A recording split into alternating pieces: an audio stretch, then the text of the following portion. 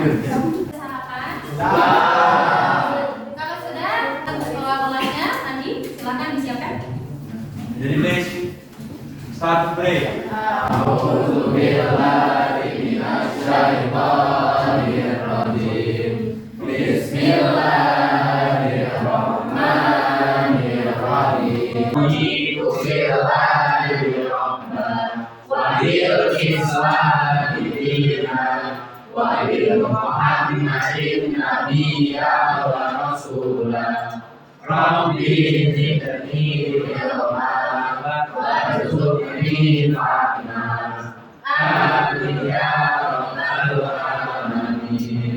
Greeting our teacher. Waalaikumsalam warahmatullahi wabarakatuh.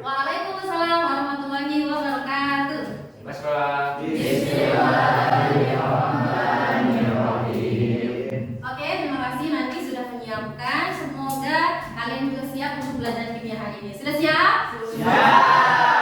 Sebelum kita mulai, Miss mau melakukan estimasi. Oke? Silakan kalian berdiri terlebih dahulu.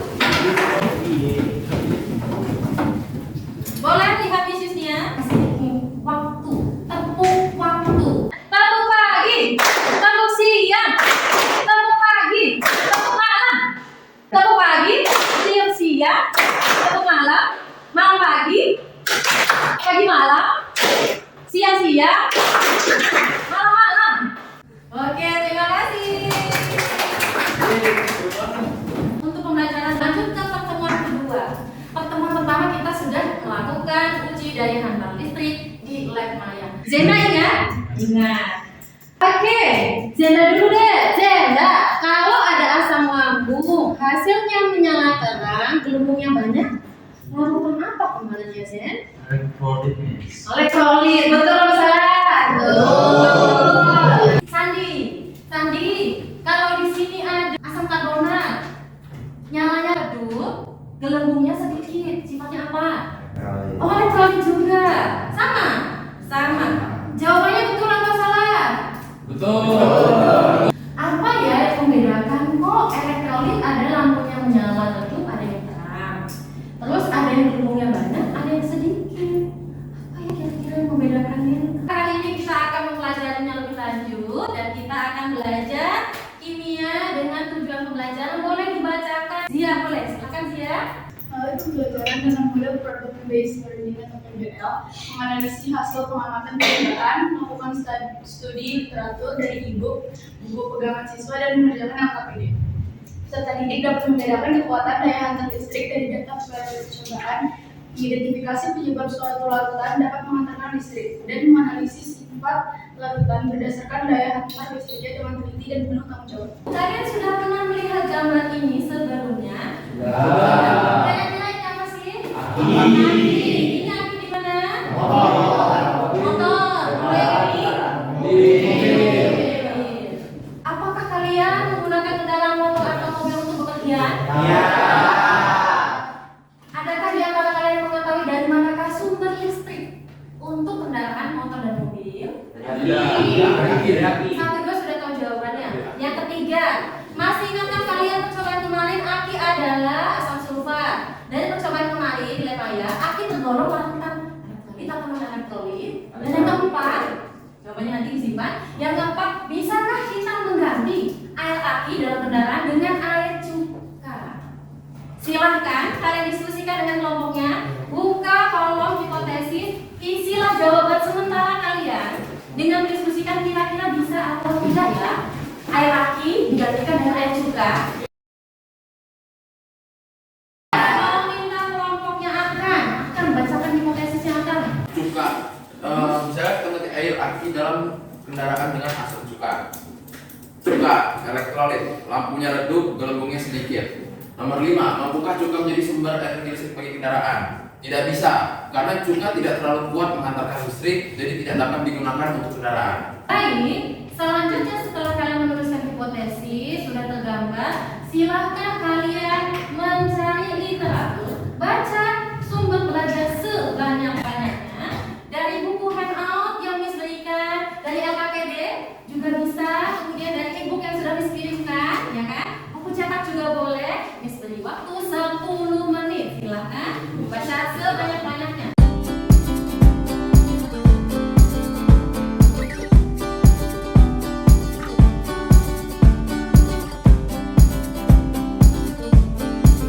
Yang harus kita lakukan selanjutnya adalah akan penyelidikan. Setelah kalian baca, kita selidiki apakah benar cuka tadi kuat tantangannya, apakah benar si asam sulfat yang lebih kuat tantangannya. Ini adalah hasil pengamatan sama dengan yang disebutkan tadi ya, sama yang elektrolit dari sini, non elektrolit dari sini. Oke, amati baik-baik. Boleh kalian sambil mengamati sambil dipikirkan mana ya perbedaan, adakah perbedaan yang hantarannya terang dengan redup, mana yang lebih kuat, mana yang lebih tidak kuat, gitu ya saya. Ya, jadi perhatikan kekuatan hantaran listriknya. Kan beda tuh, walaupun elektrolit ada yang terang, ada yang redup, ada yang gelembung sedikit, ada yang banyak. Kemudian, nah kita lihat di sini bisa ambil satu contoh larutan elektrolit yaitu garam. Bisa diamati? Bisa. Apa sih kira-kira yang ada di dalam wadah larutan garam? Bisa dilihat? Boleh ditulis di apa bedanya? Rizky, Kiki, kalau menurut Kiki, yang Kiki tuliskan apa Ki? Di garam ada apa ya Ki? Mengandung ion positif dan ion negatif. Oh, ion positif dan ion negatif. Ionnya diam saja? Berkira-kira itu. Berkira-kira, oke. Yang kedua, larutan gula. Boleh dilihat larutan gula? Iya. Luna, boleh tulis dulu Luna? Larutan itu tidak terdapat ion anomorfus. Kalau menurut Luna, tidak ada ion. Oke, terima kasih Luna. Sekarang selanjutnya, kalian boleh sambil berdiskusi, sambil mencari informasi, tuliskan ionisasi untuk garam tadi dan juga untuk gula. Silahkan kalian lakukan diskusi, ya, buat semua reaksi ionisasi yang ada di dalam tabel, ya, tabel pengamatan tadi. Kemudian tuliskan juga kekuatan daya hantar listriknya. Sambil baca-baca buku boleh, sambil berdiskusi boleh.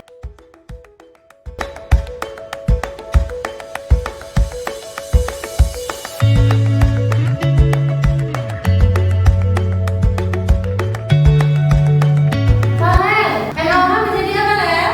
Ionisasi. Ya, jadi apa? Menjadi apa? Oramin dan Na+. Jawabnya sama ya.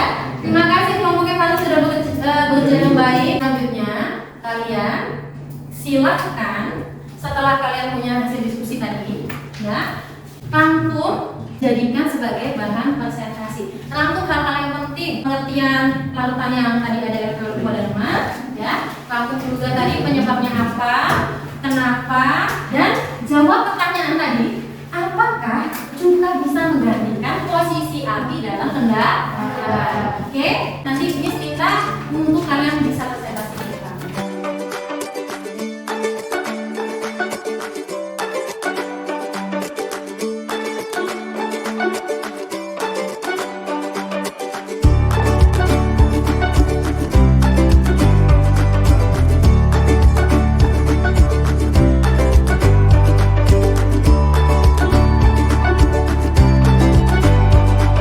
Oke, waktu 10 menit cukup. Hasil diskusinya sudah disiapkan? Ya. Ada yang mengajukan diri? Oke, kelompok Sandi. Silakan kelompok Sandi. Assalamualaikum warahmatullahi wabarakatuh. Waalaikumsalam warahmatullahi wabarakatuh. Seperti dari kelompok satu, izinkan kami untuk mempresentasikan hasil diskusi kami. Hasil kesimpulan kami yaitu daya hantar listrik larutan disebabkan oleh adanya ion-ion yang bergerak bebas dalam larutan. Larutan elektrolit ini berdasarkan daya hantarnya dibagi dua. Yang pertama elektrolit kuat, ya sesuai namanya dia menghantarkan listrik dengan kuat. Berdasarkan hasil uji, airnya terang, terus gelembungnya banyak.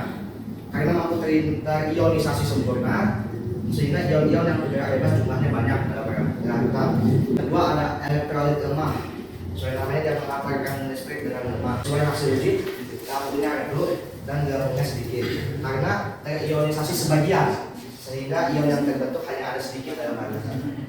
Non elektrolit tidak dapat menghantarkan listrik karena tidak dapat terionisasi. Cuka adalah elektrolit lemah, sehingga kekuatan yang lemah dalam menghantarkan listrik. Jadi tidak dapat menjadi sumber energi dalam kendaraan.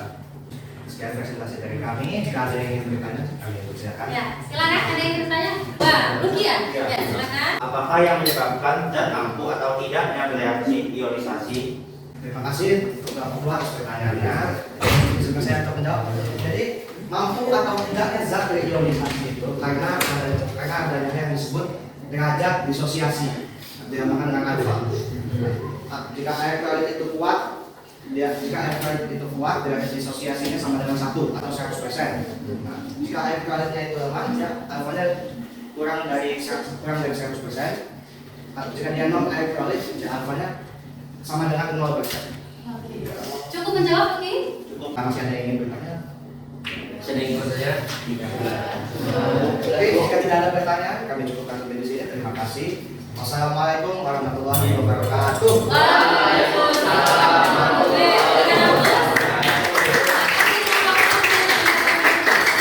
Terima kasih sudah menilai tadi kalian presentasinya sesuai dengan diskusi kalian dan bisa menjawab pertanyaannya.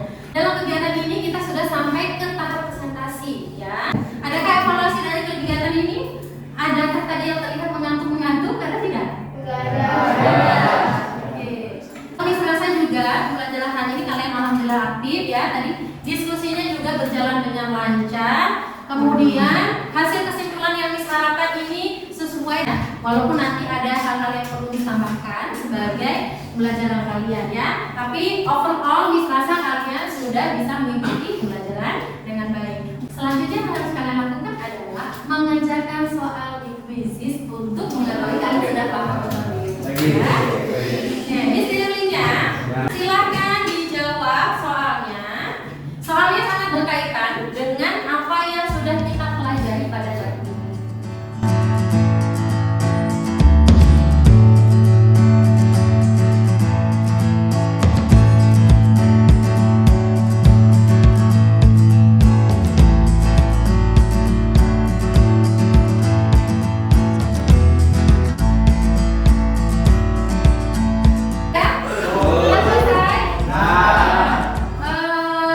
Di sini kan sudah ada jawabannya nih. Ya.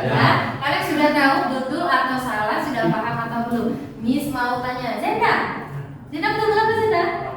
Betul 8. Masya Allah. Makan. Benar suara, guys. Betul semua. Nanda berapa? Soalnya betul? Betul 9, salah satu. Yang masih salah sudah tahu jawabannya, nanti dibaca bukunya lagi. Sehingga besok kita akan melakukan ujian, kalian sudah akan lebih paham. Selanjutnya, mari kita membuat kesimpulan bersama. Ya, langsungkan elektrolit dibedakan menjadi berapa tadi? 2. Apa sih yang pertama? Elektrolit. Apa yang disebut dengan elektrolit kuat? Daya hantar listriknya kuat. Hasil ujinya apa kalau kuat? Lampunya?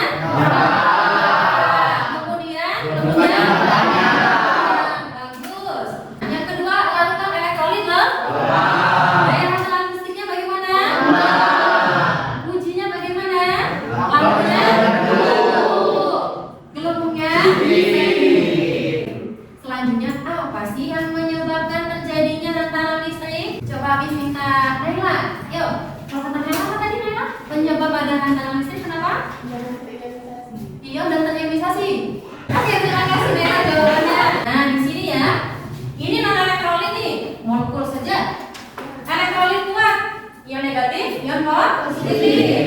Elektrolit lemah, nih di sini ada segumpalan molekul, kemudian ada juga ion negatif dan ion positif yang bisa bergabung lagi menjadi molekul. Jadi tidak semuanya bisa terionisasi, ya.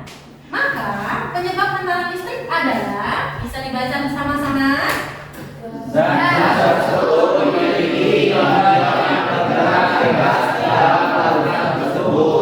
Iya.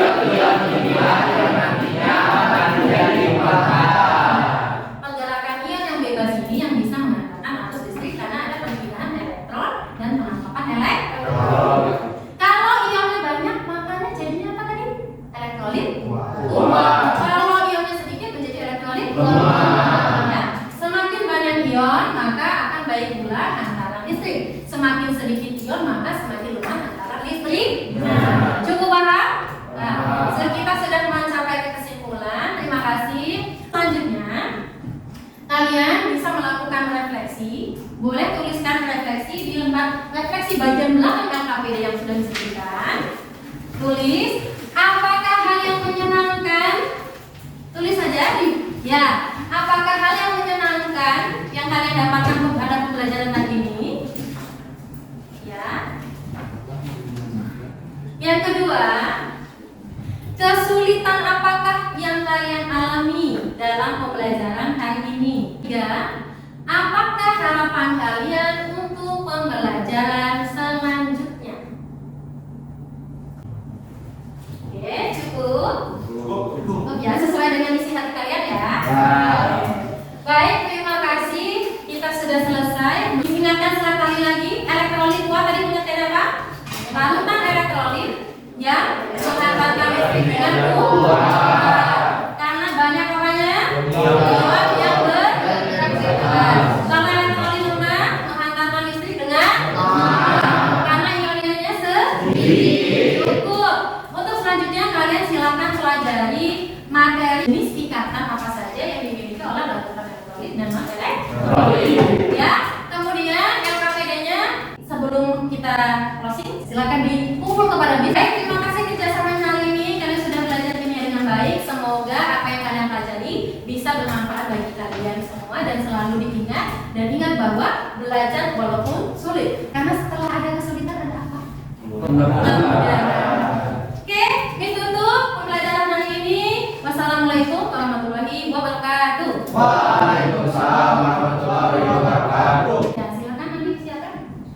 Dari Hamzah.